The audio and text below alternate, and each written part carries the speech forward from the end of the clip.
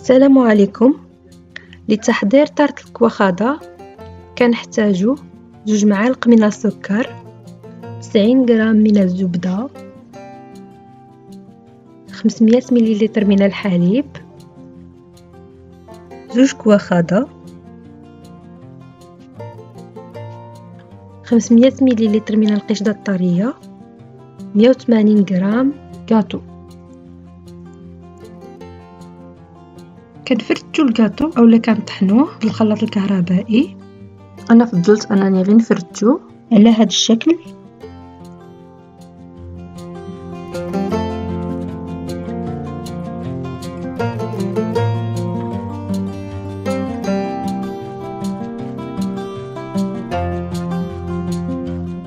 كندوب الزبده نضيفها على الكاطو اللي فتتو باش كنجمعو. كنحاول انني ندخل ديك الزبده مزيان في الكاطو.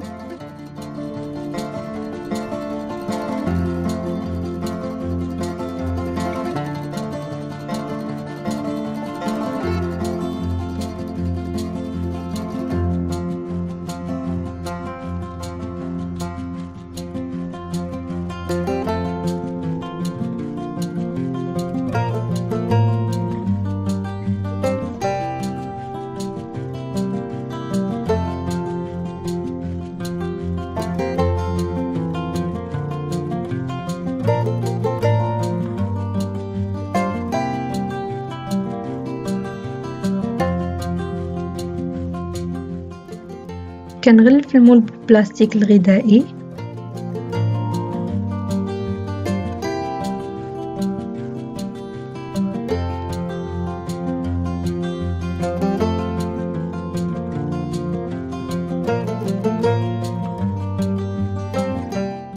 كنفرغوا الخليط وكنضغطوا عليه مزيان.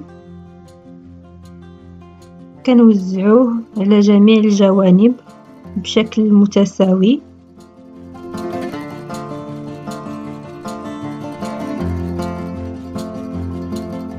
كندخلوا للثلاجة المدة اللي كنجهزوا فيها الطبقة الثانية.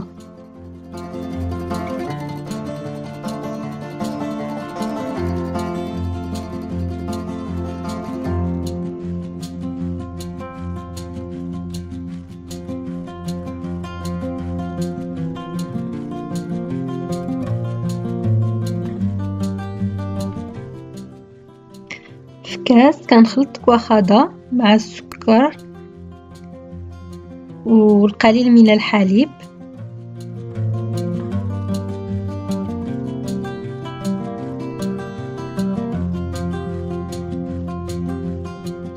كنخلط مزيان الخليط باش ما يبقاوليش الكويرات. كناخذ كاسرول كنفرغ فيها الحليب المتبقي مع القشدة الطرية وكنوضعهم على النار. كنستمروا في تحريك الخليط فوق النار. كنضيفوا عليه خليط الكواخاضة، السكر والحليب. كنستمروا في التحريك حتى كيغلي وكنطفيو عليه. من بعد ما كيبرد كنخرجوا المول من الثلاجة. كنضيفوا عليه الخليط اللي حضرنا.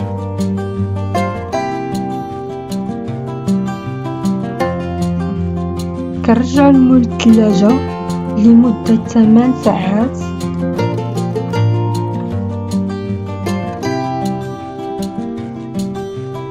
من بعد مرور 8 ساعات كنخرج لاطاق ديالي من المول. زينتها بالكراميل. تقدروا تزينوها بالفواكه.